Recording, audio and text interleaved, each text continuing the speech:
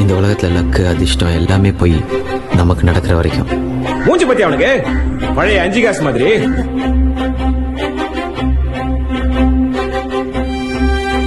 நான் என் லைஃப்ல ஏதாவது பெருசா சாதிக்கணும் மச்சான். நீதல்டா சாதிக்க எனக்கு என்ன தெரியும்? நான் நல்லாவும் படிக்கல. ஸோ ஒரு மாதிரி சுமாரா படிக்கும் பொழுது என்னன்னா நிறைய முடியாது, வராது, தெரியாதுன்ற வார்த்தையை கேட்டு கேட்டு வளர்ந்தேன் நான். அப்ப விட்டுட்டேன்.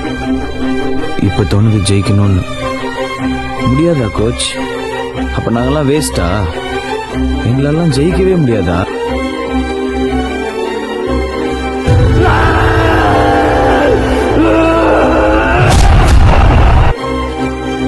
புதுசா ஒரு ஸ்டெப் எடுத்து வைக்கும் போது எல்லாருமே கேட்கிற கேள்விதான் இங்க அது ஈஸியா கேட்டுருவாங்க, உனக்கு ஏன்பா இந்த வேலை, நீ இப்படியே இருக்க வேண்டியதானே அப்படின்னு சொல்லி. அது தெரியல, சில மனசு மட்டும் அப்படியே இருக்கணும்னு தோணும், இதை தாண்டி ஒரு ஸ்டெப் எடுத்து வைக்கணும்னு தோணும். அதுவே ஃபர்ஸ்ட் சக்சஸ் தான் நினைக்கிறேன். இந்த உலகத்துல முடியாதது எதுவுமே கிடையாதுடா.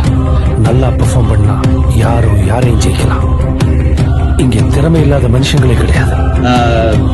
ஜெயிக்கும் போது ஒரு அணியா நிக்கிற மாதிரி தெரியும், தோக்கும்போது தான் தனியா நிக்கிறோன்றது புரியும்.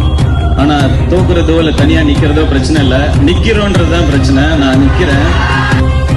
உங்க மேல ஒரு நெகட்டிவ்ஸ் வச்சுட்டே இருப்பாங்க, உங்களுக்கு இதுதான் வரும், இவ்வளவுதான் வரும், இதுதான் பண்ண முடியும், இதுதான் பண்ண முடியும்னு. அதை புஷ் பண்ணணும்னு ட்ரை பண்ணுவேன், அவ்வளவுதான்.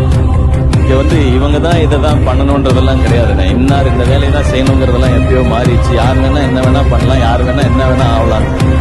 குருவி கூடு கட்ட ஆசைப்படலாம், கோபுரம் கட்ட ஆசைப்படக்கூடாது. டிவி தோற நம்ம நாட்டு பிரைம் மினிஸ்டர் ஆன மாதிரி பஸ்